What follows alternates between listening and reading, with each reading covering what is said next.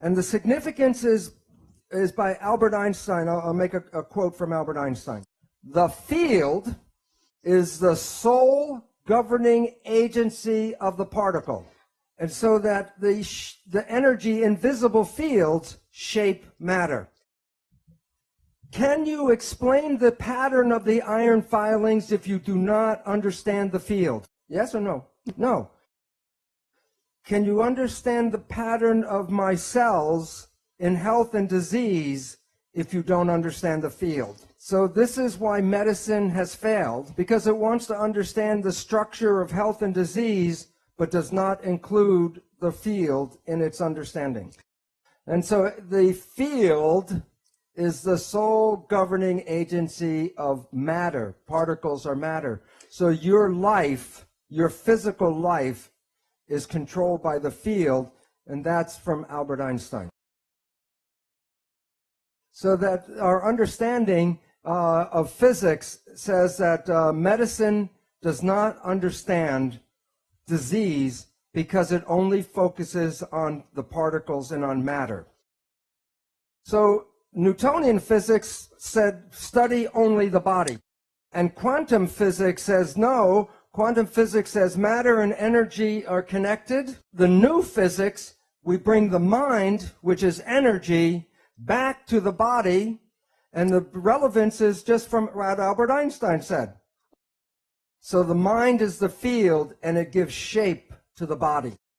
So what you are believing and what you are thinking changes your body. So when we see people, like if I look at the audience or you see us, we see people as physical particles and machines. But that's an illusion, because what we are interacting waves. That's why one person can affect another person just by being in the field. So we go back to science and we say, this is not correct. There's a new mathematics that's important called fractal mathematics, which explains our physical universe. A new physics, quantum physics, which explains the world in terms of energy. A new chemistry called electrochemistry, which deals with vibrations of atoms. And biology and psychology did not bring the new science in yet. By definition, biology and medicine are not scientific. When cells were first named, in 1600, Leeuwenhoek was looking at dead plant tissue. And he saw the cell walls around the cells, the cellulose walls, but the cells were dead, so they were empty spaces. So he called these spaces cells, like prison cell, but that's the wrong name. But today, the word cell means something different, and it's more appropriate. Because the word cell is used for the word battery, like flashlight cell or dry cell or wet cell. Every cell in your body has a minus voltage on the inside and positive voltage on the outside. Every cell, every live cell is a battery. Every cell has about 1.4 volts, not too much. Aber 50 trillion cells in the body times 1.4 volts is 700 trillion volts of electricity in your body right now. And with training and meditation, you can focus this energy called chi, and you can use that energy for healing. With that much voltage, people can self-combust. Assumption number one, false. All right. Assumption number two, genes control biology. In the textbooks, they talk about the nucleus controlling the cell. And that's in today's textbooks, in grammar school through medical school. And the nucleus has the DNA, and the DNA is believed to be the control. As I said before, every function in your body is already present in every cell. So where you have an organ in your body, the cell has an organelle, which means miniature organ. So the textbooks talk about the nucleus is equal to the brain. Watch. If you remove the brain from an organism, the organism dies. But if you remove a nucleus from the cell lives and the behavior is unaffected. Some cells can live 2 or more months with no genes, and they carry out all of their normal functions. So enucleation is not removing the brain. So the nucleus is not the brain. But the nucleus does something. When you take out a nucleus, the cell cannot reproduce its parts or itself. So the nucleus is not the brain. The nucleus is the gonad. Since science is a male business, and since men think with this organ, they made it the brain of the cell. The nucleus does not control the cell. The nucleus is reproduction of the parts. But we went and looked for to find all of the genes that make up a human. And the Human Genome Project was going to be the last biology project. Because once we knew all of the genes, then we would be able to control anything in a human being. It takes one gene to make a protein. There are 150,000 different proteins. How many genes do you need? 150,000. How many genes did we find in the Human Genome Project? 23,000. There's a problem. There are not enough genes to make a human being. So what is wrong is our belief. We are completely wrong about our belief that genes control life. So genes do not control life. The fact. So assumption number 2, false. Wrong. Wrong. Good. I'm learning. In my research, 40 years ago, I started working with stem cells. People think that stem cells are something new. But I learned very many things from the stem cells. The secret of life I learned from stem cells.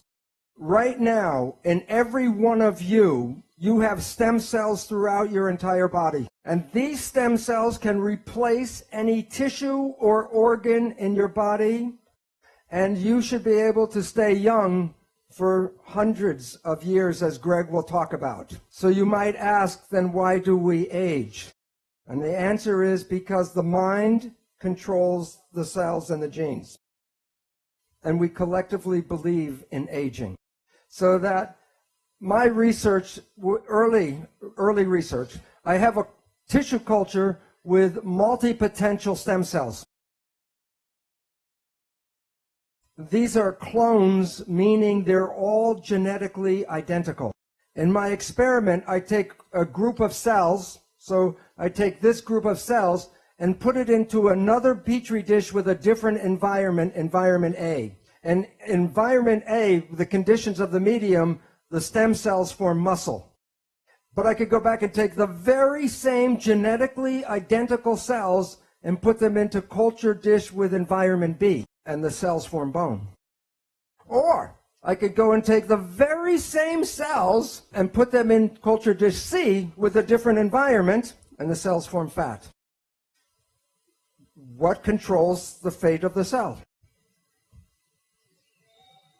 The environment. They were genetically identical, only the environment was different. So I published this work in 1977, and it's a fine structural analysis of normal and modulated cells in myogenic culture. It sounds like Latin, but it sounds like Latin, and so science is like the church, so you can't understand what I'm talking about. But what is the meaning?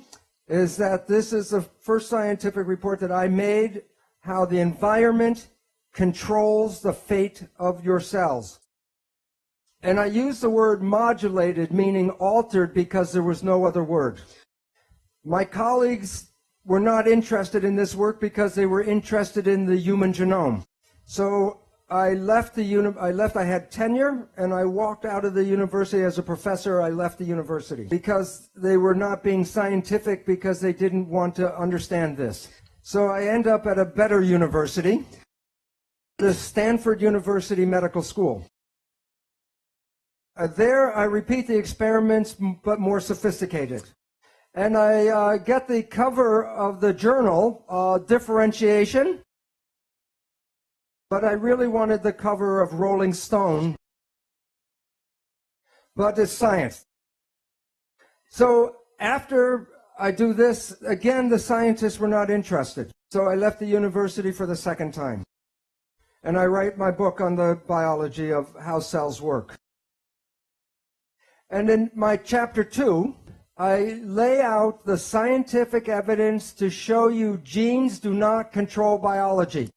I also introduce you to the exciting discoveries of epigenetics, a new field of biology that is unraveling the mysteries of how the environment influences the behavior of cells without changing the genetic code. And I call chapter 2, It's the Environment Stupid.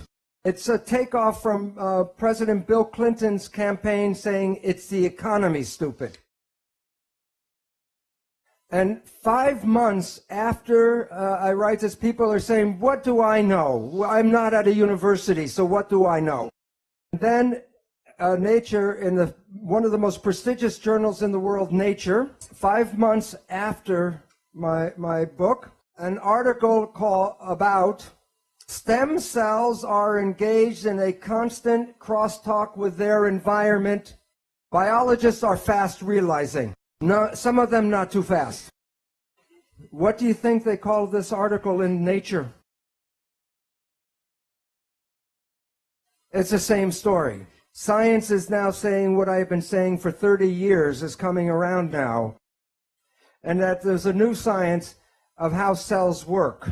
After lunch, I will show you the science of actually how the cells work, and you will have more knowledge than most doctors in the world today because they still believe in the genes. Now we'll go faster. But this is going to be the fun part, because this is where I'm going to explain how the biology actually works. And I will we'll get to the secret of life before we're over. Okay, so what we were talking about is how cells actually work. And it's very similar to this. It's a machine. So just as the gears move and connect and turn and make an action, so do the proteins inside the cell. And there are proteins, I said there are 150,000 different proteins that provide both for our structure and our behavior. So 150,000 different shaped proteins. Now, again, it's like inside the cell, they're just like a clock with all the proteins engaging like gears. So this picture is going to show 3 different examples of proteins. These are molecules blown up very large. And the question is, what makes each protein a different shape? So where does the shape come from? And is underneath the skin, there's a backbone inside each protein, a backbone. And just like a backbone gives you your shape, or you can change your shape, so does a protein. Now, what's really interesting is that all proteins share the same characteristics, so I only have to talk about one protein, but then I'm talking about all proteins. All proteins have a backbone made out of linked units, just like the vertebrae. The backbone pieces are called amino acids. There are 20 different shaped amino acids.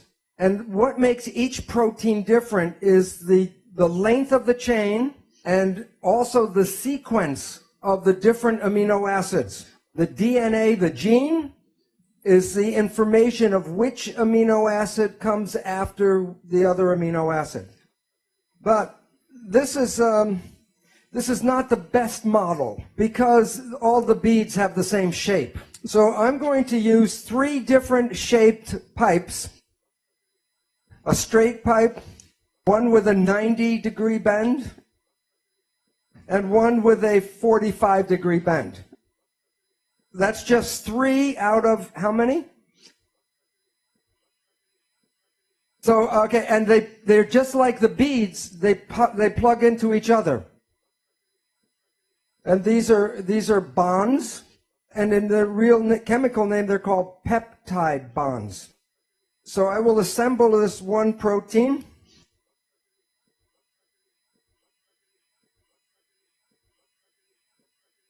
And now you can see that the sequence gives a rigid backbone. And one quick question. If I take this apart and put it back together again in a different sequence, will I get the same shape? No. So good, because that means what's the point is that every protein has a unique sequence. So how does it work? Let's go to this picture. Can you in your mind see them moving? Okay, now replace the gears with protein. Okay.